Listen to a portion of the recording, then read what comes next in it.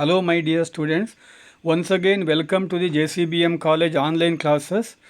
In this class, we are discussing one more important topic relating to the commercial banks, that is the real-time gross settlement. Real-time gross settlement, RTGS. RTGS means real-time gross settlement. Real-time gross settlement, RTGS. Real time gross settlement. Real time gross settlement is one of the important modern equipments which is widely used in the commercial banks. In the commercial banks, after computerization process are taken place and internet banking facilities are taken place in the commercial bank, number of changes are taken place, number of initiatives are taken place. One of the important initiatives, that is the real time gross settlement, that is RTGS. ವಿದ್ಯಾರ್ಥಿಗಳೇ, ಈ ತರಗತಿಯಲ್ಲಿ ಮುಖ್ಯವಾಗಿ ನಿಮಗೆ ಈ ವಾಣಿಜ್ಯ ಬ್ಯಾಂಕಿನಲ್ಲಿ ಆಧುನಿಕ ತಂತ್ರಜ್ಞಾನವನ್ನು ನಾವು ಹೇಗೆ ಬಳಸ್ತಾ ಇದ್ದೇವೆ, ಹಣದ ವರ್ಗಾವಣೆಗಿರ್ಬೋದು ಅಥವಾ ಬೇರೆ ಬೇರೆ ಉದ್ದೇಶಗಳಿಗೋಸ್ಕರ ಇರ್ಬೋದು, ಈ ಹಣದ ವರ್ಗಾವಣೆಗೋಸ್ಕರವಾಗಿ ಬಳಸುವಂತಹ ಒಂದು ಅತ್ಯಾಧುನಿಕ ಸಲಕರಣೆಯಾದಂತಹ ಈ RTGSನ ಬಗ್ಗೆ ನಿಮಗೆ ಹೇಳಲಿಕ್ಕೆ ಇಷ್ಟಪಡ್ತಿದ್ದೀನಿ. ಈಗಾಗಲೇ ನಿಮಗೆ ಬೇರೆ ಬೇರೆ ಬ್ಯಾಂಕಿಂಗ್ ವ್ಯವಸ್ಥೆಯ ಬಗ್ಗೆ, ATM ವ್ಯವಸ್ಥೆಯ ಬಗ್ಗೆ, ಹಾಗೆ ಇನ್ನಿತರ ಅನೇಕ ಆಧುನಿಕ ಸಲಕರಣೆಗಳ ಬಗ್ಗೆ ನಿಮಗೆ ಹೇಳಿದೆ.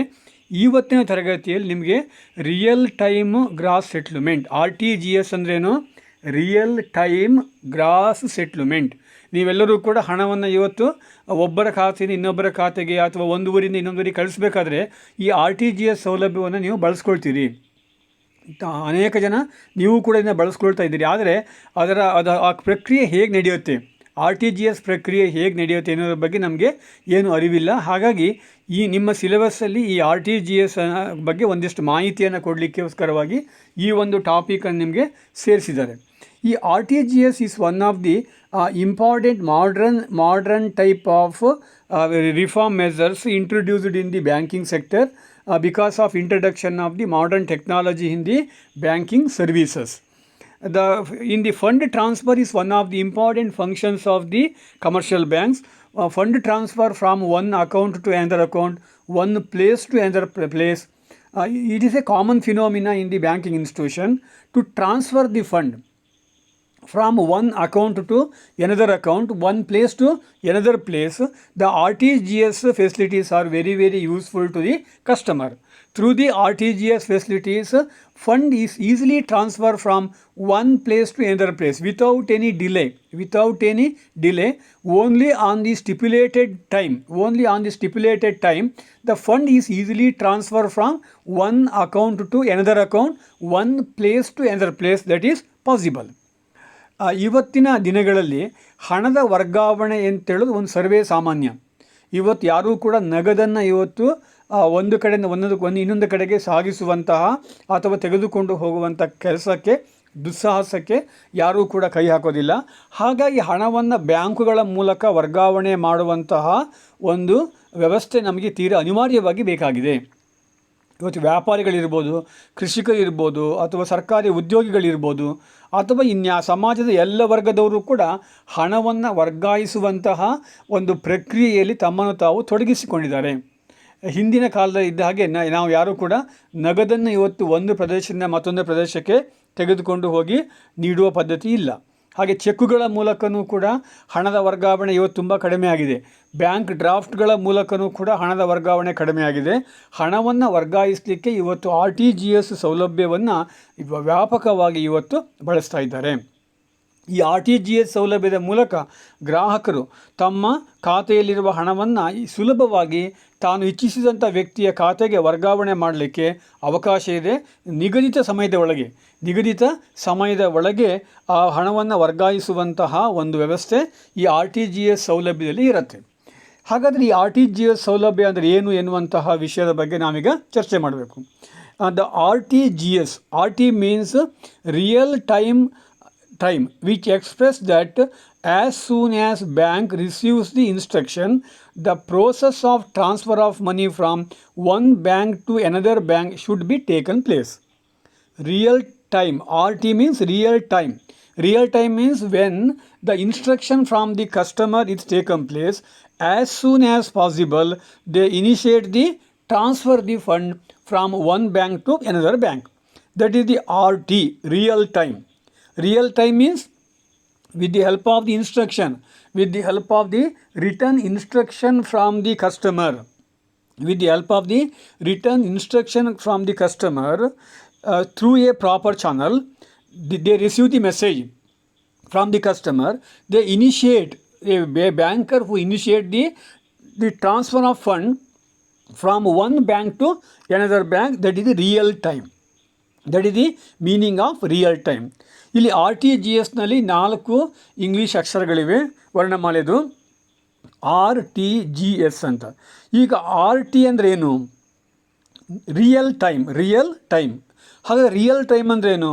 ಬ್ಯಾಂಕುಗಳಿಗೆ ನೀವು ಹೋಗಿಬಿಟ್ಟು ಬ್ಯಾಂಕಿನಲ್ಲಿ ಸೂಚಿಸಿರುವಂತಹ ಚಲನ್ಗಳಲ್ಲಿ ನೀವೇನು ಮಾಡ್ತೀರಿ, ನನ್ನ ಈ ಬ್ಯಾಂಕಲ್ಲಿರುವಂಥ ಹಣವನ್ನು ನಾನು ಬಯಸಿದಂಥ ವ್ಯಕ್ತಿಗೆ, ಯಾರಿಗೆ ನಾನು ವರ್ಗಾವಣೆ ಮಾಡಬೇಕು ಅಂತ ಬರೆದು ಕೊಡ್ತೀರಿ. ಅಲ್ಲಿ ಕೆಲವಷ್ಟು ಮಾಹಿತಿ ಇರುತ್ತೆ. ಅಲ್ಲಿ ದಿನಾಂಕ ಹಾಕಬೇಕು, ಯಾರ ಖಾತೆಗೆ ಹಣ ವರ್ಗಾವಣೆ ಮಾಡಬೇಕು, ಅವರ ಅಕೌಂಟ್ ನಂಬರ್ ಏನು, IFSC ಕೋಡ್ ಏನು, ಅವು ಎಲ್ಲರ ಬಗ್ಗೆ ನೀವು ಮಾಹಿತಿ ಕೊಡಬೇಕಾಗತ್ತೆ. ಆ ಮಾಹಿತಿ ನೀವು ನೀಡಿದ ನಂತರ ನಿಮ್ಮಿಂದ ಒಂದು ಲಿಖಿತ ಮಾಹಿತಿಯನ್ನು ಬ್ಯಾಂಕುಗಳು ಪಡೆದು ಯಾವ ಬ್ಯಾಂಕಿಗೆ ಹಣವನ್ನು ವರ್ಗಾವಣೆ ಮಾಡಬೇಕು ಆ ಬ್ಯಾಂಕಿಗೆ ಹಣದ ವರ್ಗಾವಣೆಯ ಪ್ರಕ್ರಿಯೆಯನ್ನು ನಿಮ್ಮ ಖಾತೆಯಿಂದ ಮಾಡಲಿಕ್ಕೆ ಪ್ರಾರಂಭಿಸ್ತಾರೆ. ಅದನ್ನು ರಿಯಲ್ ಟೈಮ್ ಅಂತ ಕರಿತೀವಿ, RT ಅಂತ ಕರಿತೀವಿ. ನೆಕ್ಸ್ಟ್ GS ಅಂತ ಹೇಳಿದರೆ ಗ್ರಾಸ್ ಸೆಟ್ಲ್ಮೆಂಟ್. GS ಅಂದರೆ gross settlement. Gross settlement implies that transfer or settlement of money takes place individually.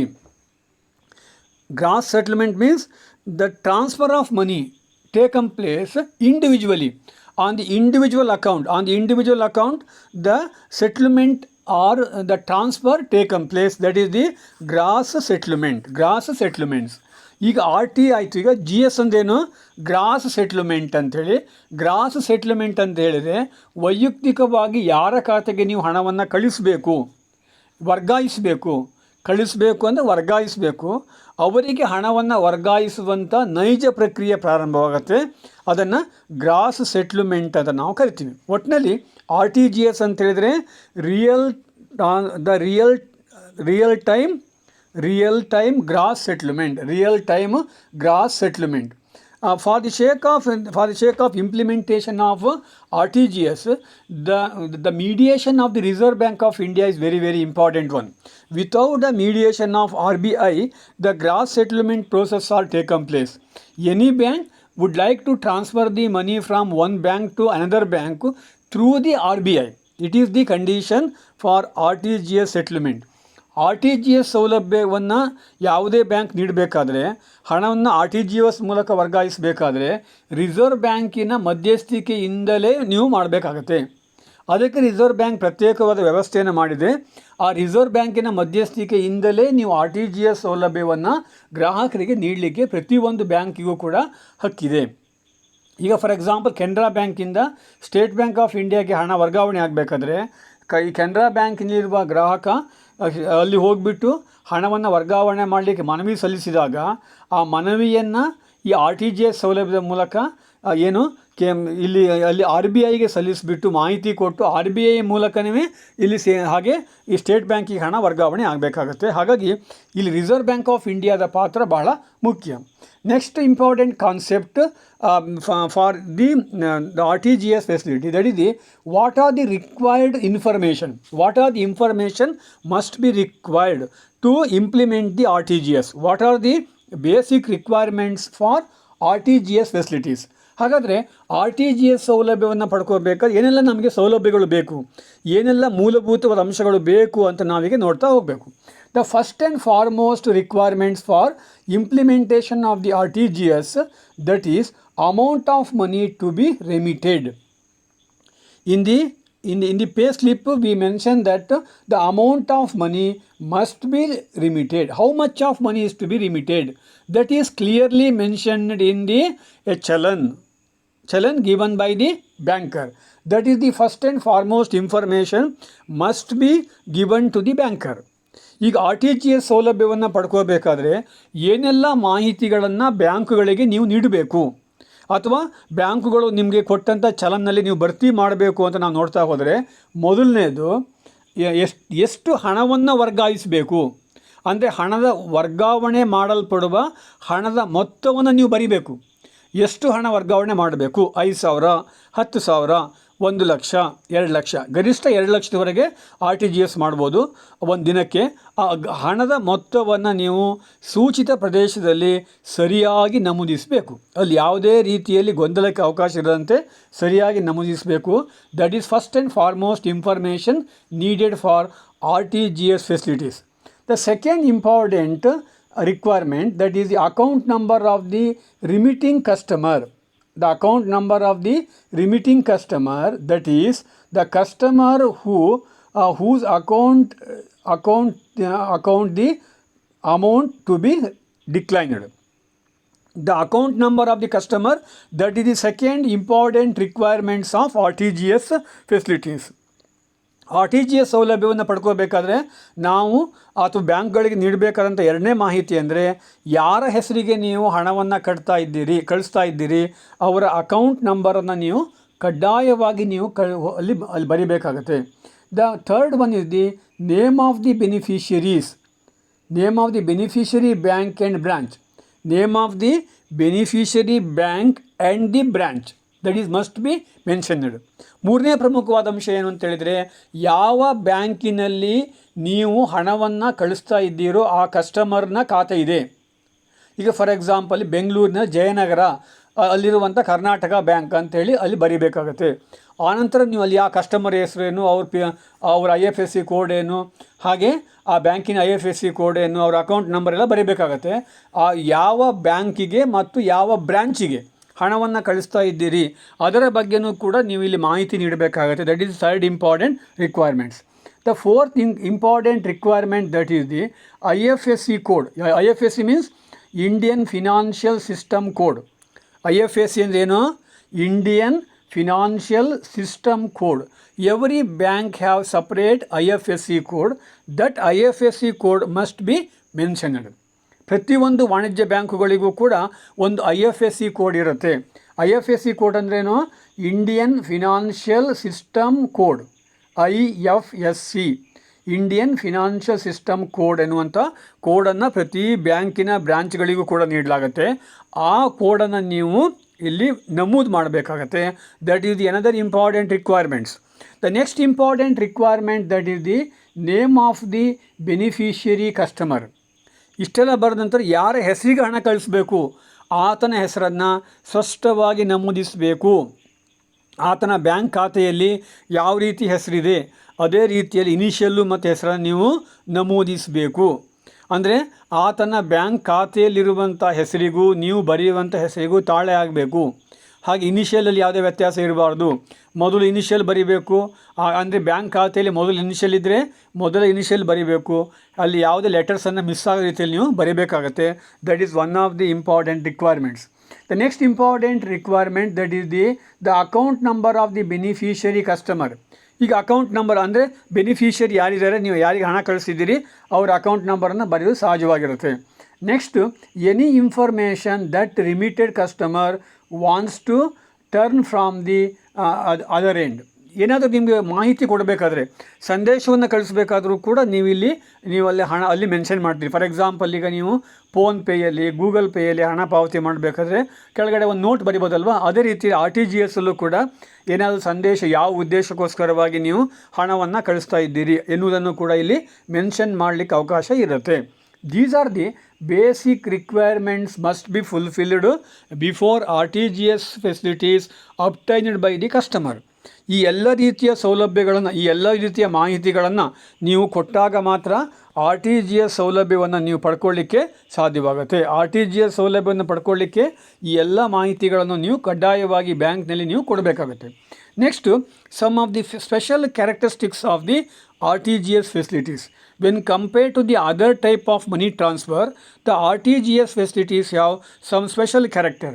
One of such special character, that is under RTGS, transactions are processed continuously and throughout the hours received from the purpose. The RTGS facilities taken place when the RTGS facilities provided to the customer. It is a continuous process. It is a continuous process. After the bank hour is to be closed, the money is to be transferred. It is a continuous process. For example, in a per day, the 10 people they obtain the RTGS facilities. All the 10 people's information gathered and processed. Then only after completion of the bank hour, they send the message to the concerned banks. That is one of the important special characteristics of the RTGS. RTGS ಸೌಲಭ್ಯ ಭಾಳ ಪ್ರಮುಖವಾದಂಥ ಕೆಲವು ಲಕ್ಷಣಗಳನ್ನು ಹೊಂದಿರುತ್ತೆ. ಅವುಗಳು ಯಾವುದು ಅಂತ ಹೇಳಿದರೆ, ಮೊಟ್ಟ ಮೊದಲ ಲಕ್ಷಣ ಅಂತ ಹೇಳಿದರೆ, RTGS ಸೌಲಭ್ಯವನ್ನು ಪಡೆದುಕೊಳ್ಳುವಂತಹ ಗ್ರಾಹಕರ ಎಲ್ಲ ಮಾಹಿತಿಗಳನ್ನು ಒಮ್ಮೆಲೇ ಸಂಸ್ಕರಿಸಿ ರವಾನಿಸಲಾಗುತ್ತೆ. ವೈಯಕ್ತಿಕವಾಗಿ ಒಬ್ಬೊಬ್ಬರನ್ನೇ ಮಾಹಿತಿಯನ್ನು ಕೊಟ್ಟುಬಿಟ್ಟು ಕಳಿಸೋದಿಲ್ಲ. ಎಲ್ಲ ಗ್ರಾಹಕರ ಮಾಹಿತಿ, ಫಾರ್ ಎಕ್ಸಾಂಪಲ್ ಬೆಳಿಗ್ಗೆ 10 ರಿಂದ ಮಧ್ಯಾಹ್ನ 2 ಗಂಟೆವರೆಗೆ ಎಷ್ಟು ಜನ RTGS ಸೌಲಭ್ಯವನ್ನು ಪಡ್ಕೊಳ್ತಾ ಇದ್ದಾರೆ, ಅವರ ಮಾಹಿತಿನೆಲ್ಲ ಸಂಗ್ರಹಿಸ್ತಾರೆ. ಈಗ for example State Bank of ಶೃಂಗೇರಿಯಲ್ಲಿ ಒಂದು ದಿನಕ್ಕೆ 100 ಜನ ಬಂದುಬಿಟ್ಟು ಬೆಳಿಗ್ಗೆ 10 ರಿಂದ 2 ಗಂಟೆವರೆಗೆ ಈ RTGSಗೆ ಅಪ್ಲೈ ಮಾಡಿದರೆ, ಅಲ್ಲಿ ಬರುವಂಥ ABCD ವ್ಯಕ್ತಿ ಹೆಸರಿಗೆ ಪ್ರತಿ ಸಲನೂ ಕೂಡ ಹಣ ಕಳಿಸ್ತಿರೋದಿಲ್ಲ. ಆ ಎಲ್ಲ ವ್ಯಕ್ತಿಗಳ ಮಾಹಿತಿ ಕಲೆಕ್ಟ್ ಮಾಡಿ ಅವರವರ ಖಾತೆಗೆ ಎಷ್ಟೆಷ್ಟು ಹಣ ಹೋಗಬೇಕು ಅಂತೇಳಿ ಮಾಹಿತಿ ಸಂಗ್ರಹಿಸಿಬಿಟ್ಟು 2 ಗಂಟೆ ನಂತರದಲ್ಲಿಯೇ RTGS ಸೌಲಭ್ಯವನ್ನು ಒಮ್ಮೆಲೆ ಮಾಡಲಾಗುತ್ತೆ. That is one of the important special characteristics of RTGS. The second important, the RTGS facility, the electronic transfer system, the transfer are effected in batches. ಅಂದರೆ ಈಗ ನೀವು ಬೇರೆ ಬ್ಯಾಂಕಿಂಗ್ ವ್ಯವಸ್ಥೆ ಏನಾಗುತ್ತೆ, ನಿಮ್ಮ ಪ್ರತಿ ಇಂಡಿವಿಜುವಲ್ ಹೆಸರಿಗೆ ಹಣ ವರ್ಗಾವಣೆ ಆಗುತ್ತೆ. ಆದರೆ ಇಲ್ಲಿ ಇಂಡಿವಿಜುವಲ್ ಹೆಸರಿಗೆ ಹಣ ವರ್ಗಾವಣೆ ಆಗೋದಿಲ್ಲ, ಒಟ್ಟಾಗಿ ಇದರ ಹಣ ವರ್ಗಾವಣೆ ಆಗುತ್ತೆ. ಆನಂತರ ಇಂಡಿವಿಜುವಲ್ ಆಗಿ ನಿಮ್ಮ ಖಾತೆಗೆಲ್ಲ ಹಣ, ನೀವು ಕಳಿಸಿದಂಥ ವ್ಯಕ್ತಿಗಳಿಗೆ ಹಣ ಹೋಗುತ್ತೆ. That is one of the important special characteristics of the RTGS facilities. The third one is the RTGS is a system in existence for a purpose of transfer a very big sum amount of money. The small amounts of money is not easily transferred under the RTGS. The main intention of the RTGS is transfer the big amount, that is the up to 2 lakhs rupees. The maximum amount is the 2 lakh rupees. ಅಂದರೆ RTGS ಸೌಲಭ್ಯದ ಮತ್ತೊಂದು ಲಕ್ಷಣ ಏನಂತ ಹೇಳಿದರೆ, ದೊಡ್ಡ ಮೊತ್ತದ ಹಣ ಅಂದರೆ 2 ಲಕ್ಷದ ಒಳಗಿನ ಹಣವನ್ನು, 2 ಲಕ್ಷ ರೂಪಾಯಿವರೆಗಿನ ಹಣವನ್ನು ವರ್ಗಾವಣೆ ಮಾಡಲಿಕ್ಕೆ RTGS ಸೌಲಭ್ಯವನ್ನು ಪಡ್ಕೊಳ್ಬೋದು. RTGS ಸೌಲಭ್ಯವನ್ನು 2 ಲಕ್ಷ ರೂಪಾಯಿವರೆಗಿನ ಹಣದ ವರ್ಗಾವಣೆಗೋಸ್ಕರ ನೀವು ಉಪಯೋಗ ಮಾಡ್ಕೋಬೋದು. These are the special characteristics of the RTGS facilities. For the sake of RTGS facilities, a small minimum amount of service charge is to be initiated by the each and every commercial banks. ಇವು RTGS ಸೌಲಭ್ಯವನ್ನು ಹೇಗೆ ನಾವು ಉಪಯೋಗಿಸ್ಕೊಳ್ಬೋದು ಅಂತೇಳಿ, ಹೀಗೆ ಉಪಯೋಗಿಸ್ಕೊಂಡಾಗ ಒಂದು ಸಣ್ಣ ಮೊತ್ತದವನ್ನು ಬ್ಯಾಂಕುಗಳು RTGS ಸೌಲಭ್ಯವನ್ನು ನೀಡಿದ ಕಾರಣಕ್ಕೋಸ್ಕರವಾಗಿ ನಿಮ್ಮಿಂದ ವಸೂಲಿ ಮಾಡ್ತವೆ. ಹಾಗಾಗಿ RTGS ಸೌಲಭ್ಯ ಅಂತೇಳೋದು ಇತ್ತೀಚಿನ ವರ್ಷಗಳಲ್ಲಿ ವಾಣಿಜ್ಯ ಬ್ಯಾಂಕುಗಳು ನಿಮಗೆ ನೀಡುತ್ತಿರುವಂಥ ಒಂದು ರೀತಿಯ ಆಧುನಿಕ ಸೌಲಭ್ಯಗಳಾಗಿದೆ ಅಂತ ನಾನು ಹೇಳಲಿಕ್ಕೆ ಇಷ್ಟಪಡ್ತೀನಿ. That is the concept of RTGS or real time gross settlement. ಇದು RTGS ಸೌಲಭ್ಯ ಅಂದರೆ ಏನು, ಅದರ ಮೂಲಕ ಹಣ ಹೇಗೆ ವರ್ಗಾವಣೆ ಆಗುತ್ತೆ ಅಂತೇಳಿ. Thank you.